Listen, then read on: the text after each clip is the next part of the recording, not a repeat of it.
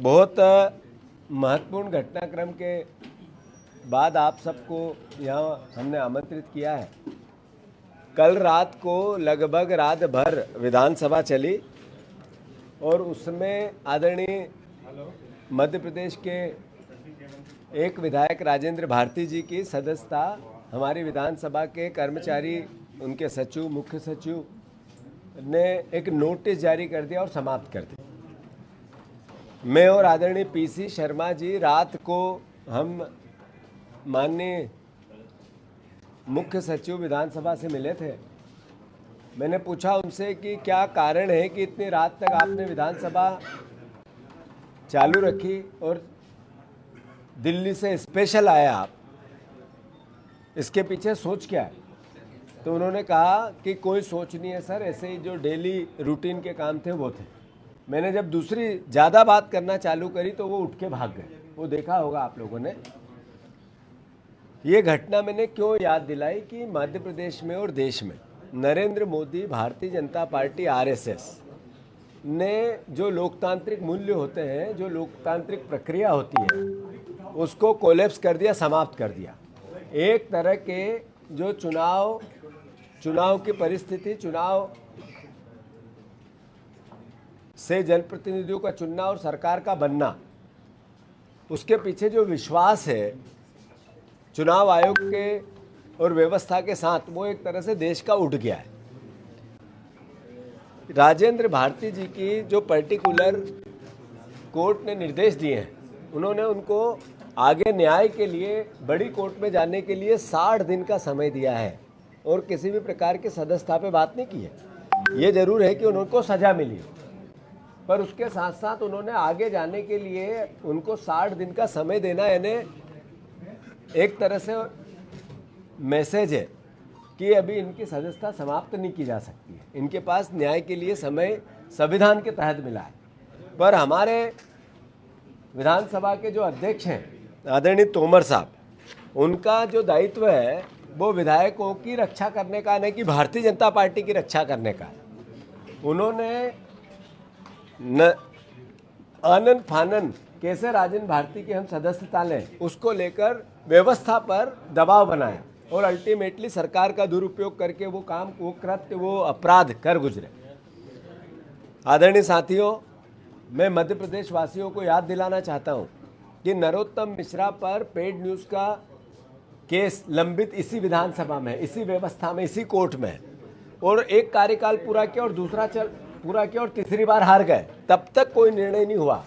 ये निर्मला सप्रे, यही विधानसभा अध्यक्ष आदरणीय नरेंद्र तोमर जी लगातार कैसे डिले करे उसके लिए कुचक्र रचते रहते हैं।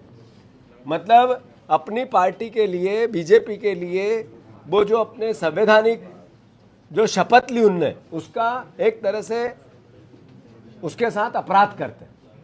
जो सदस्य शपथ ली उसमें दल की बात नहीं होती है, विधायकों के हितों की बात होती है। और ये विधायकों की रक्षा करने के बजाय सत्ता पक्ष के विधायकों को बचाएंगे, अपराधी है फिर भी, और विपक्ष के विधायकों के साथ अन्याय और अत्याचार करेंगे इसलिए कि वो कांग्रेस के। तो ये मध्य प्रदेश वासियों को मैं बहुत विनम्रता से आप सबसे आग्रह करना चाहता हूं कि भारतीय जनता पार्टी एक तरह से प्रदेश में भ्रष्टाचार का, अलोकतंत्र का कैंसर बन गई है। ये भारतीय जनता पार्टी अब जब तक जड़ मूल से नहीं हटेगी, मध्य प्रदेश के लोग किसी भी प्रकार से राहत महसूस नहीं कर सकते हैं। ये बात आपको समझनी पड़ेगी। कोई अभी किसानों की बात आती है, किसान कल्याण वर्ष बन रहा है, किसान कल्याण वर्ष। किसान भाइयों, मैं आप सबसे आग्रह कर रहा हूं, ये किसान कल्याण वर्ष नहीं है, किसान शोषण वर्ष बन रहा है। अभी मध्य प्रदेश में किस तरीके से खाद की लाइनें लगी, किस तरीके से उसमें माताएं बहने लगी, किस तरीके से उसमें डंडे चले, किस तरीके से उसमें खाद की लाइनों में बुजुर्गों ने दम तोड़ा, आम जन ने दम तोड़ा, अटैक आए, फिर भी सरकार का वक्तव्य था खाद की कोई कमी नहीं है। आप देखोगे कि केग की रिपोर्ट सीधे सीधे निर्देशित करती है कि 50% राशि खर्चने की किसान कल्याण के लिए सरकार ने पिछले वर्ष की। यानी ये केवल इवेंट को लेकर आप लोगों को आंखों में मिर्ची झोंकना चाहते हैं। अभी बारदान, हमारी सरकार ये कहती है कि युद्ध के कारण बारदान की कमी है, इसलिए गेहूं खरीदी की तारीख बढ़ रही है। एक तरह से बिना बोला एक मैसेज है, बिना लिखित में दिया हुआ एक आदेश है। पर सच क्या है, मैं मध्य प्रदेश के किसान भाइयों से कहना चाहता हूं, मैं बार बार कहता हूं कि ये मुख्यमंत्री की जो संवेदनशीलता उनको जीते ही नहीं है मोहन यादव जी। इनने 2026 में 10 करोड़ बारदाने की जरूरत थी, 10 करोड़ बारदाने की जरूरत थी।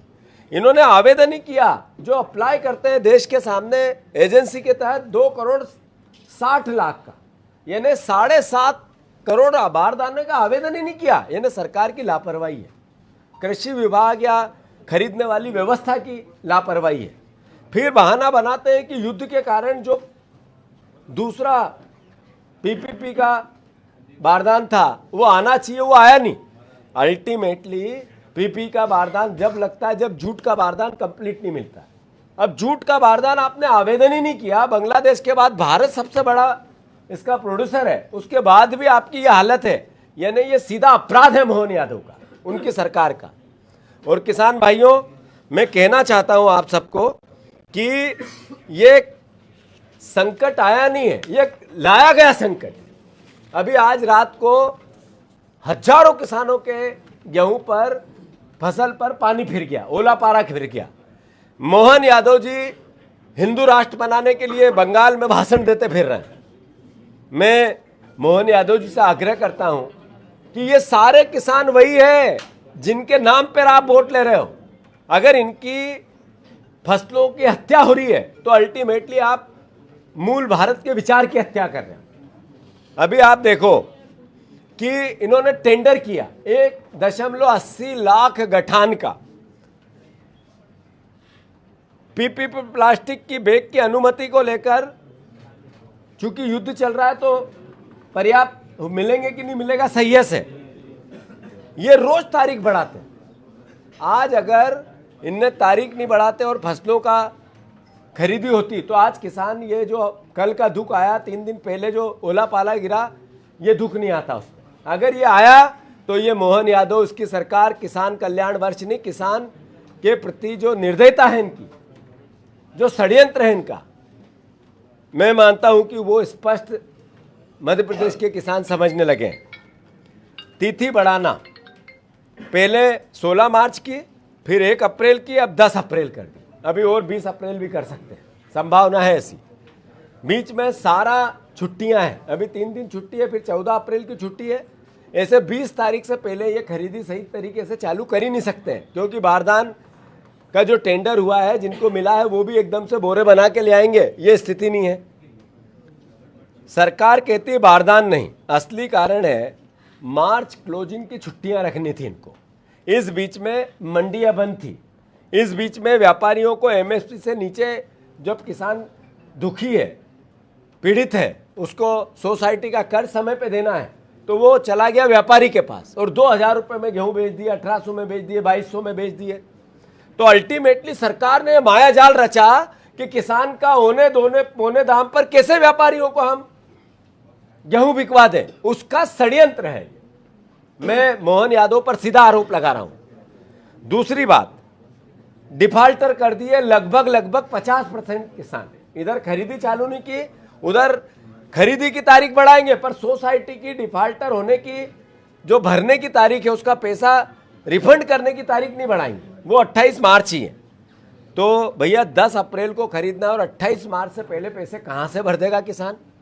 तो मतलब सरकार डिफाल्टर करना चाहती है किसान को। जैसा मैंने शुरू में कहा था कि ये किसान शोषण वर्ष मन रहा है। कांग्रेस पार्टी बहुत गंभीरता से किसानों के मुद्दे पर, इन्होंने न 2700 का दाम पूरा किया, न इन्होंने 3100 का धान का दाम पूरा किया, न 6000 की सोयाबीन खरीदी। बीमा मिलता है तो 0 रुपए, 17 रुपए, 150 रुपए। शिवराज जी कृषि मंत्री, देश के इतने बड़े किसान पुत्र, भाषणवीर, अद्भुत अकल्पनीय विज्ञापन किसान पुत्र मोहन यादव से भी आगे, किसान के लिए कुछ कर गुजरूं, उसके लिए मेरा जीवन सार्थक हो जाएगा। उनके यहाँ 17 रुपए मिले भाई, उनके यहाँ 0 रुपए मिले बीमा में। किसानों की आत्महत्या, ये मोहन यादव विज्ञापन के किसान पुत्र, इनकी विधानसभा क्षेत्र लोकसभा उज्जैन जिले में हुए। कुल मिलाकर ये आने वाले समय की गंभीर चेतावनी है किसानों के लिए कि ये सरकार आपसे सिर्फ विज्ञापन पे बात करना चाहती है, अखबार से बात करना चाहती है, इवेंट से बात करना, आपका भला भाषण से करना चाहती है। जैसे मोहन यादव जी भाषण देते और बंसीलाल को याद करते हैं, इजराइल से बीज लाने की बात करते हैं और इजराइल से युद्ध होता है तो इजराइल का विरोध भी करते हैं, ये पक्ष में भी खड़े रहते हैं, वहां से बीज लाने की भी बात करते हैं। वो मोहन यादव जी सोयाबीन, मक्का, कपास, केला, सब फसलें बर्बाद हो रही है। एक भी फसल को इनकी आयात नीति, इनका जो विश्व व्यापार की व्यवस्था इतनी कोलैप्स है कि सारी फसलों के किसान आज कर्ज में गले गले डूब के मरने की कगार पे आ गए। मैं मानता हूं न एक्सपोर्ट नीति इनकी सही है, न इंपोर्ट नीति इनकी सही है, न एमएसपी का इनका खाका ठीक है, न इनके अधिकारियों पे कोई पकड़ है, और कृषि विभाग, सहकारिता विभाग भ्रष्टाचार के कैंसर में लिप्त है। अब कैसे किसान के लिए किसान कल्याण होगा, ये प्रश्न का विषय है। अनुरोध करता हूं फिर से मोहन यादव जी, 10 करोड़ की बारदान के आवश्यकता थी, आपने सिर्फ 2.5 करोड़ बोरों के लिए ही आवेदन क्यों किया केंद्र सरकार के सामने? ये मध्य प्रदेश का किसान पूछना चाहता है, क्यों की ये लापरवाही आपने?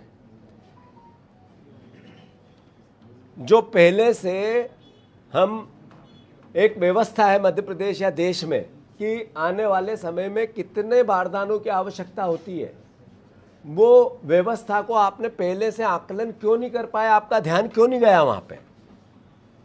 और फिर जो बारदानों का आवेदन किया उसमें भुगतान क्यों नहीं किया आपने? भुगतान नहीं किया मध्य प्रदेश सरकार ने जहां जाना था वहां। तो जब भुगतान नहीं होगा तो देने वाली एजेंसी के पास एक तरह का बहाना है कि हम दे कैसे, भुगतान तो हुआ नहीं। तो मध्य प्रदेश सरकार का इसमें क्या उत्तर है? खरीदी की तिथि बढ़ाकर आप व्यापारियों को क्यों फायदा पहुंचाना चाहते हो? किसान औने पौने दाम पर व्यापारियों को अपना गेहूं बेच दे, ये व्यवस्था सरकार क्यों कर रही है षड्यंत्र के तहत? और किसान डिफाल्टर क्यों बनाए जा रहे हैं? अगर इधर खरीदी की तारीख बढ़ रही है तो उधर सोसाइटी की तारीख क्यों नहीं बढ़ाई आपने? ये कैसे कल्याण होगा किसान का? ये तो शोषण हो रहा है किसान का। तो इन सब बातों को लेकर कांग्रेस पार्टी बहुत गंभीर है और हमने तय किया है, मैंने 3 दिन पहले मुख्यमंत्री जी को, आदरणीय शिवराज सिंह चौहान को, आदरणीय प्रधानमंत्री जी को एक पत्र लिखा था और ये कहा था कांग्रेस पार्टी किसानों के हितों को लेकर सारी मंडियों में जाएगी, हर मंडी में आंदोलन करेगी, हर मंडी में किसानों के साथ खड़ा रहकर इस सरकार के करप्ट चेहरे को बताएगी कि ये किसानों का शोषण वर्ष मना रहे हैं, न कि किसानों का कल्याण वर्ष मना रहे हैं। और भोपाल में पूरे मध्य प्रदेश के हमारे कांग्रेस जन और किसान एक दिन ही उपवास पर बैठेंगे शिवराज सिंह चौहान के घर के सामने। ये शिवराज सिंह चौहान वही शिवराज सिंह चौहान है जो प्रधानमंत्री के घर के सामने बोरों के लिए अनशन पर बैठते थे। मतलब जो फेडरल अपनी व्यवस्था है केंद्र की और राज्य की, उसको चुनौती देते थे।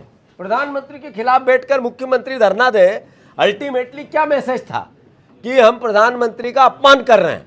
उन शिवराज सिंह चौहान से मैं आग्रह करता हूं कि इसी प्रदेश के मुख्यमंत्री थे ना, आपकी राजनीतिक अदावत है मोहन यादव से, मानता हूं मैं। आपको हटा के वो पर्ची से मुख्यमंत्री बन गए, ये भी जानता हूं मैं। पर शिवराज सिंह चौहान, आपको मोहन यादव से बदला लेना है तो किसानों ने क्या बिगाड़ा? आप तो किसान पुत्र थे। आप इनिशिएटिव लेते हैं कि इन्होंने 2.5 लाख करोड़ बोरे का आवेदन किया है, जरूरत है 10 लाख करोड़ की, तो मैं आगे रह के काम कर दूं। आप भी उस षड्यंत्र में मोहन यादव को नीचा दिखाने के लिए, शिवराज सिंह चौहान, एक तरह से आपने किसानों का के साथ ठीक नहीं किया। दोनों अपराधी हैं किसानों के, शिवराज सिंह चौहान भी अपराधी है और मोहन यादव भी अपराधी है। अगर फिर भी नहीं जाएगी ये सरकार तो कांग्रेस पार्टी सुपास के बाद यहां से ट्रैक्टर लेके मोहन यादव के घर में घुसेगी। यहां से ट्रैक्टर से हम मोहन यादव के घर जाएंगे और किसानों को जगाएंगे कि ये किसान शोषण वर्ष बन रहा है, न कि किसान कल्याण वर्ष। इस सरकार का, मोहन यादव का, शिवराज सिंह चौहान का असली चेहरा अब किसान जान चुके हैं। जब भी आप देखो सोशल मीडिया पे रील्स देखो, इनके मीम्स बनते हैं। ये मीम्स को रोकने के लिए अरबों रुपए खर्च कर रहे हैं। शिवराज सिंह चौहान जब सोशल मीडिया चलाते हैं तो 1.5 करोड़ का बजट है मंथ का। मोहन यादव 2.5 करोड़ के बजट में अपनी सोशल मीडिया चला रहे हैं। आम आदमी लगा है बिना बजट से इनकी पोल खोलने के लिए। ये बच नहीं पाएंगे। किसान शोषण वर्ष जो मना रहे हैं उसका इनका चेहरा बेनकाब होगा। और राजेंद्र भारती जी के सवाल पर कांग्रेस पार्टी अलर्ट है। जैसे मैंने कहा था मुकेश मल्होत्रा फिर विधायक बनेंगे, वैसे ही मैं फिर से पूरे प्रदेश के आम जन से आग्रह कर रहा हूं कि ये करप्ट लोग, लोकतंत्र के हत्यारे लोग कितनी भी कोशिश कर ले, फिर से राजेंद्र भारती विधायक बनेंगे। अगला कदम क्या होगा आपका? हम जा रहे हैं, आदरणीय विवेक तनखा जी, आदरणीय कपिल सिब्बल जी, पूरा उनका ऑफिस, दिग्विजय सिंह जी भी इस पूरी व्यवस्था को देख रहे हैं और कानूनन हम अगली अदालत में जा रहे हैं स्पष्टीकरण।